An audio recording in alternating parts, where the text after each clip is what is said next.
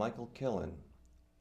If you work for a nonprofit, a profit, a government agency, or for an educational institute, and you are interested in increasing profits, revenue, your social impact, increasing the value of your brand, or being heard more effectively, this is an interview you should watch. I'm Michael Killen. I'm taping this interview in the Marin TV Community Center in San Rafael, California, and I discovered a book, and it is Win Win by Bruce Birch. And I discovered that this book has insights that can help you attain the objectives that I just mentioned. So on this show, I'm going to interview Bruce, and also he works closely with the executive director of the Drawbridge nonprofit, Julie Scribner. And so I'm going to ask him a series of questions. And first of all, thanks a lot for being here. Thank you, Michael. It's nice to be here. And Bruce, is this a good book? I think it's a great book, but I'm prejudiced. And you have on the front of it, it will help for-profits, nonprofit organizations increase their revenues, reputation, social impact, which is pretty much what I said, but maybe with a little different. And I'm very interested in one of the projects you worked on. It seems to me you found a way to help PG&E, Pacific Gas and Electric, work with a nonprofit, the Red Cross. Yeah. You found a way to help the two of them work together to obtain their objectives. And their objectives might be a little different, but they were very much in a line. Could you tell us about your PG&E Red Cross successful project? Well, PG&E, coming out of the 1989 Loma Marina earthquake, had realized a lot of people in San Francisco especially did not know what to do when an earthquake hit. So their mission was to try to get people to understand how to prepare for an earthquake. PG&E? PG&E. Why would they care about that? Well, I think they cared for two reasons. One is that it got in the way of their crews that were coming in after that earthquake. And people didn't know whether they should turn their gas off, turn their gas on, what to do if their garage collapsed, that might have their heating units in the garage. So there was a lot of dangerous situations, and PG&E felt if we could communicate, it would actually make our job easier.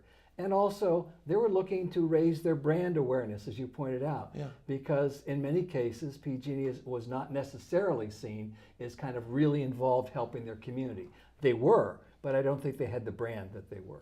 And another value besides improving their image with the populace and decision makers who affect their business, it also reduces the cost of the repairs and getting the network up again. Absolutely, especially when you can reduce the amount of time that your service personnel are out on the street working to get the network up. Now the Red Cross, which was the other side of that partnership, their goal as a first responder in any major emergency or even minor emergencies, Red Cross goes out almost every night in the Bay Area to something. But the concern there was that people didn't know what to do. They didn't know about having a preparedness escape route or having a way of contacting family outside of the Bay Area so that they might have a relative in Cleveland that they could get. So there's a whole series of steps that the Red Cross knew that you could do that could prevent further disaster to your family or to your friends or to your pets. But they didn't have the funding to take on a Bay Area-wide emergency preparedness campaign. So their goal, which was to get more funding and then provide more training, matched the goal of PG&E, which was to train more people. And that was the basis of the partnership. Let me see if I understand this. PG&E saw an opportunity to improve its image with the consumers in its franchise area and decision makers by helping to prepare their customers for traumatic experiences like earthquakes, tsunamis, or whatever else.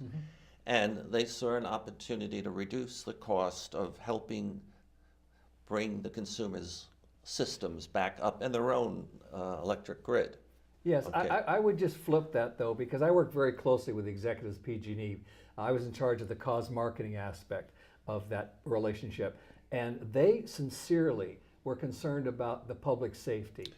So I really did not see during the campaign yes. the need that they were promoting how they would look. That was just a nice But that's after enough. effect. I think every corporation really is concerned with people. I mean, we may not always see that, but we want to do what we can do. And let me see if I understand this. Red Cross mission is to be a first responder. And they didn't have the people probably, but they had the knowledge of, Yes, absolutely. of what first responders should do, and they had the knowledge of what they could share with consumers, us residential customers, people in offices, factories, etc.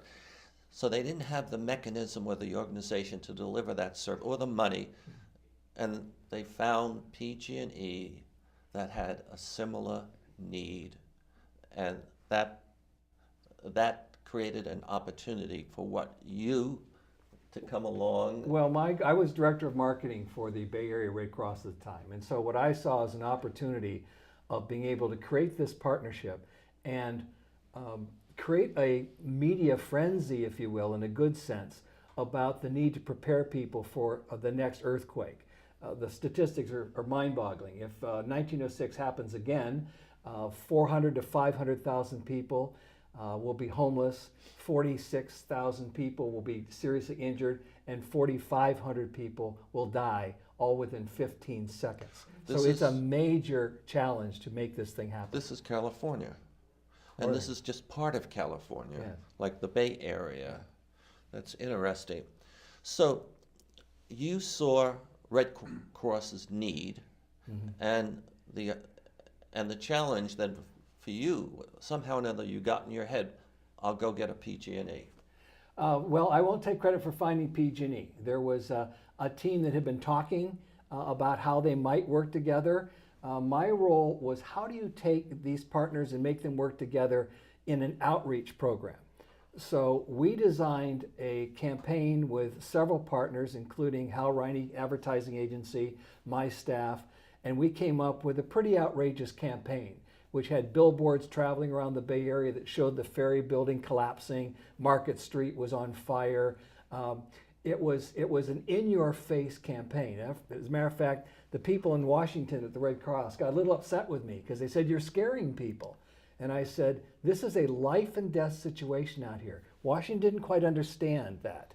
And when it was all over and had won all sorts of awards, but most importantly, 1 million Bay Area people were trained by the Red Cross. That's unprecedented. That is an amazing accomplishment you helped create. Well, I was part of a larger team, right? Yeah.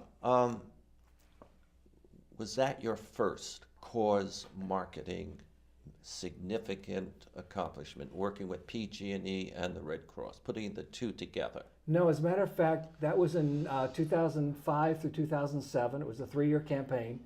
The first cause marketing campaign was in 1976, which was a partnership that I designed between Marriott Corporation and the March of Dimes.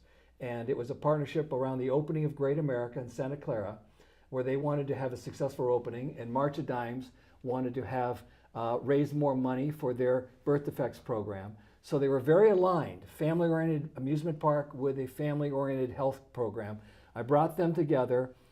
Marriott opened extraordinarily successful in 1976, and March of Dimes raised $2.5 million, which is 40% more than had ever been raised in the history of the March of Dimes. That is considered the first cause marketing program in history. Okay, and I know... So it goes back a ways. Yeah. Before I get into, I know you have been anointed as the father of cause marketing. We'll come back to that. But I was just wondering, do you have any experience, any accomplishments working with governments? I try in almost everything I'm doing to work with government, nonprofit, for-profit, and education, the 4 major sectors.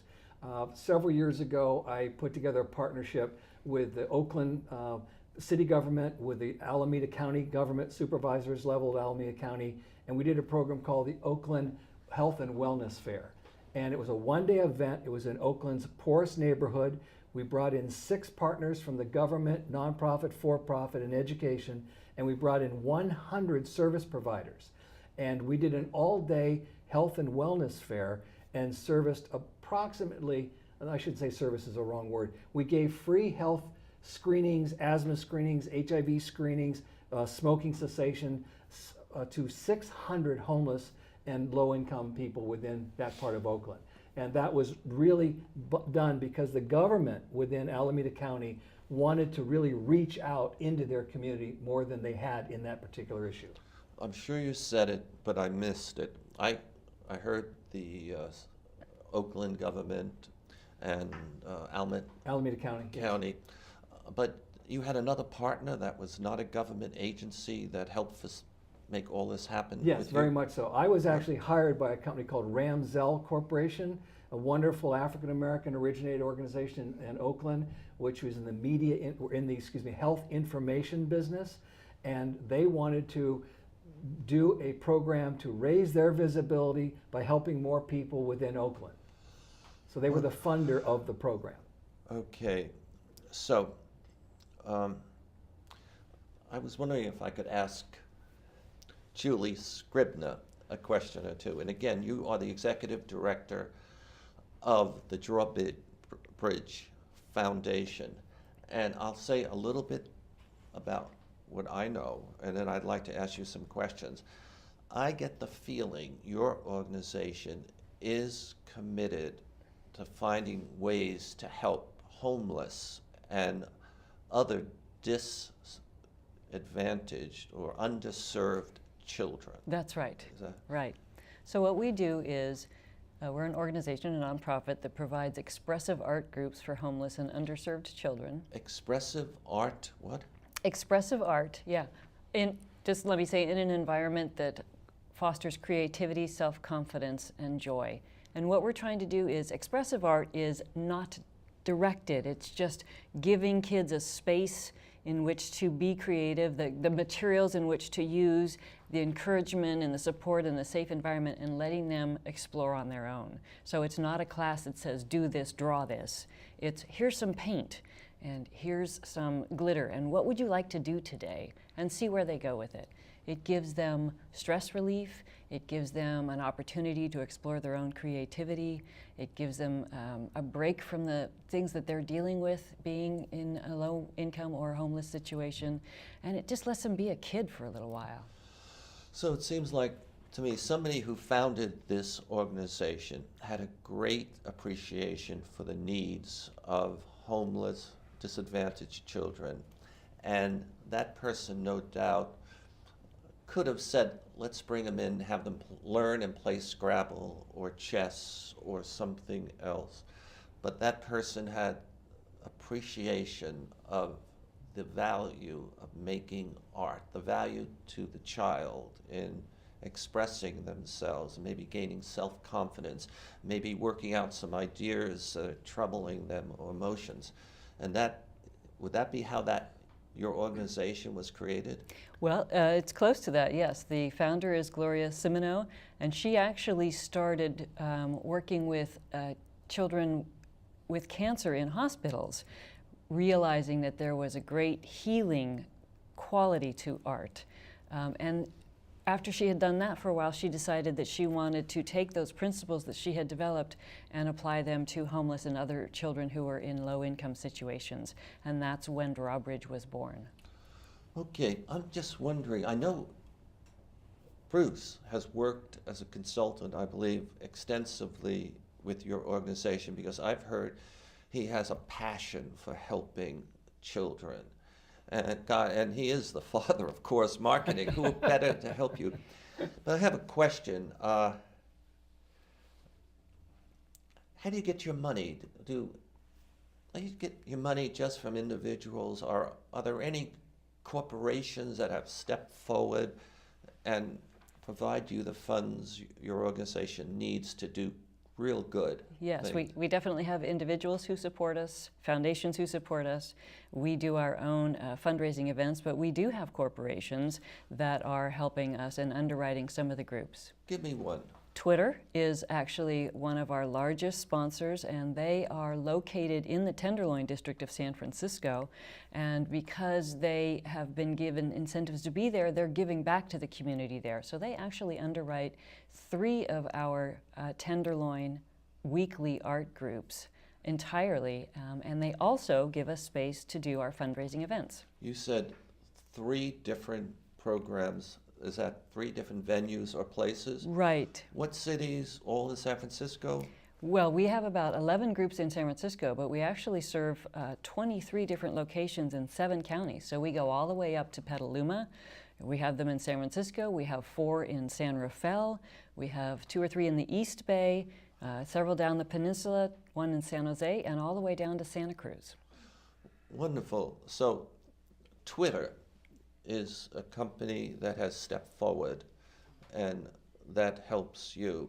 And let me just see, probably the leaders of Twitter have a great appreciation for the underserved and the kids. That's probably very much in their heart to help.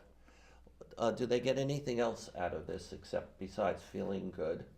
Well, we have a partnership with them the way that Bruce has created partnerships. So we are helping them to serve the people that they want to serve.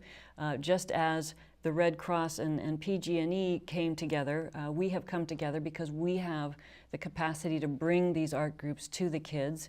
We're serving the same community and the same people that they want to serve. And we also try to help and give them some marketing as well. To let the community know that they are helping us. Good. Would I be correct that since homeless children may not have a stable home, how do you get these kids? Where do you go to a certain? How do you get them and give them a place? We create a partnership as well with the site or the organization where they're staying. So we go into the homeless shelters, the safe houses, transitional housing, and some low-income housing facilities and create a partnership with those organizations to bring our art groups right to the kids where they're living, so they don't have to go anywhere. Okay, very good. Besides Twitter, who else helps you? A corporation? LinkedIn is another corporation that just recently joined, and they had their holiday employee party last weekend, actually, or in December, and they were very generous to us and helped raise funds both from LinkedIn and from the employees. Wonderful. You, in passing, said foundations help you. Can you name 1 or 2? The Lumpkin Family Foundation has been very good to us. The Sam Mazza Foundation. This is hard. There have been actually a lot. Art for More is one of the local ones in Marin that underwrites all of our art supplies. Okay. And there's actually a very large list. Okay. I'm going to come back to the project both of you are working on, but I'd just like to make a comment and get more insights. It seems to me, since you are the father of cause marketing for I good. need a new title. Yeah, God, that's important. I wish somebody would give me that kind of title. Listening to you, it sounds to me like you've developed some principles or approaches, successful ones, obviously.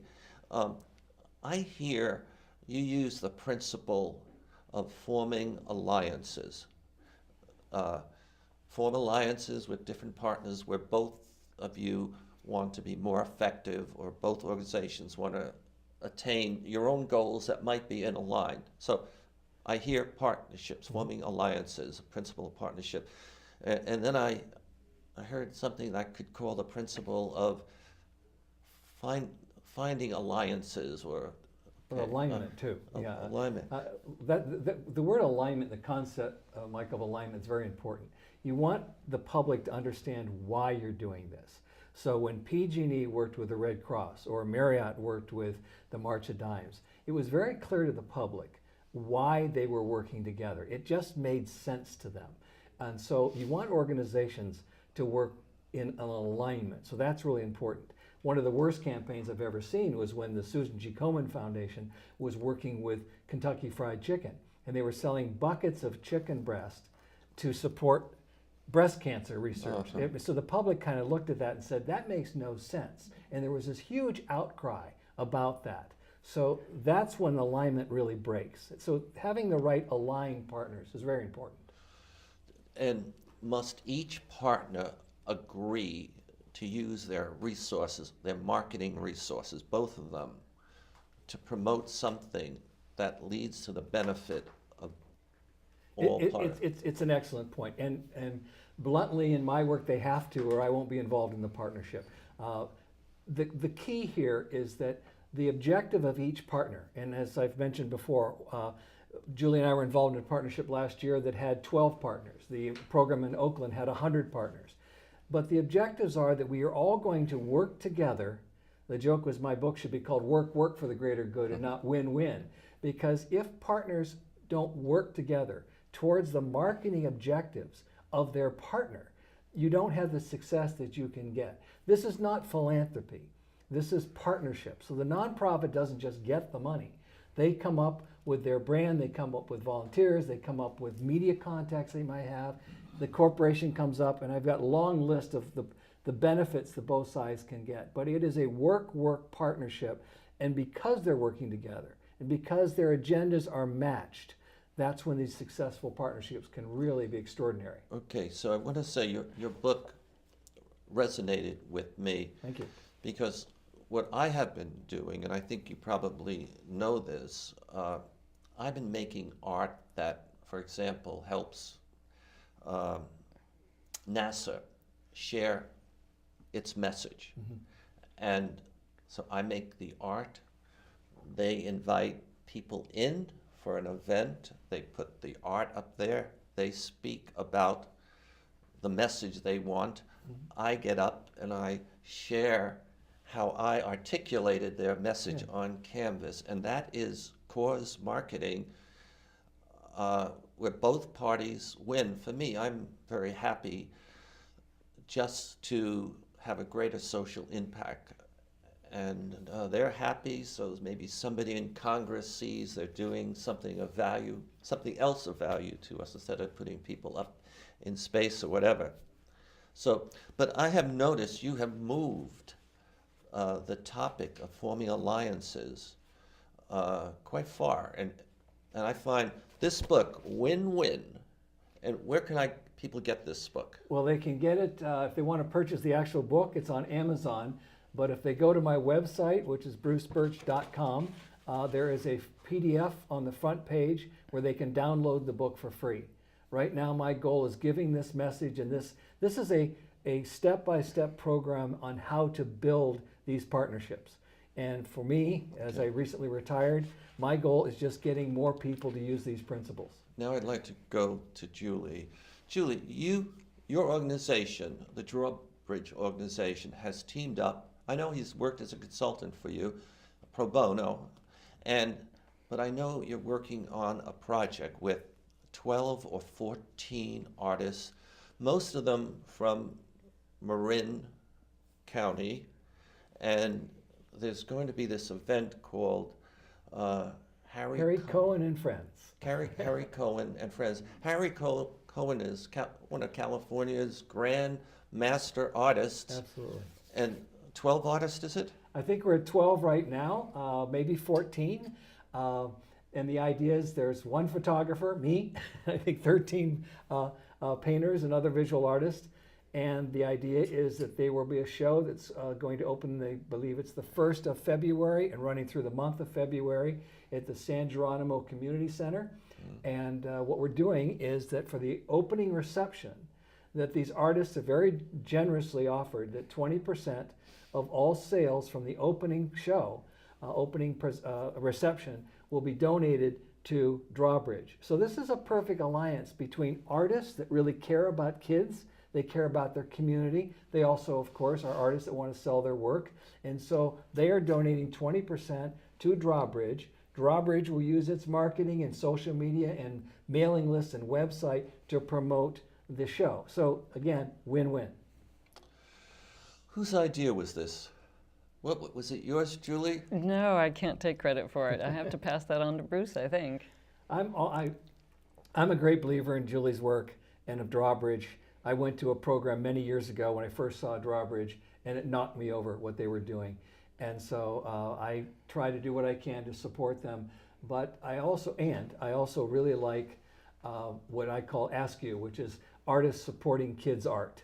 I think there's a great opportunity for artists around the city, around the state, around the world to do exactly what we're doing in San Geronimo with the Harry Cohen and Friends exhibit, which is to use art as a way to benefit children, to have their art be expressively shown to help themselves and help their communities. Okay, I think that's all wonderful. I was just wondering, so if people want to know more about this upcoming event, Harry Cohen and Friends, could they go to your website and find? That is not there now, but it will be on drawbridge.org, and then I will be supporting Bruce, and we will be working together to put it out to all sorts of other media outlets, you know, so that newspapers, radio stations, et cetera, all know about it, and we will help broadcast that information as well. And if people, large organizations, whatever, want to learn more about your organization, where do they find you? We have a website. It's drawbridge.org, and we have a LinkedIn page as well. Twitter. We have a Twitter account as well. So we definitely try to put ourselves out there as much as possible, and we have Bruce who helps us with his extraordinary PR talents. And I'm going to help you too. I'm going to put the partnership, you two together with the information about when Harry Cohen and Friends is playing February the 1st to I think February the 22nd, and the big night, I guess it is the 5th. That's when the reception is. And I have agreed to give a speech sometime before the event ends, and at the event, and I'll probably chat with you before then to make sure I articulate how the two of you are helping. And I want to say, this is not by one of your kids. No. But this is I find this to be an amazing piece of work, and it is by Harry Cohen. Spectacular. Yes. And again, I'm getting ready to end. Win-win is worthwhile for any marketer. You will learn something from it. And I hope I see everyone on the 5th at the event. And there'll be 12 or 14 artists. I know a few of them. And well, you're one of them. yes, I am one of them, but we have a little problem. Some of my paintings are huge in the amount of space. Okay, so I want to thank you, Julie Scribner, Thank you, Michael. Drawbridge, and Bruce Birch. Thank you, Michael. And ladies and gentlemen, I am Michael Killen.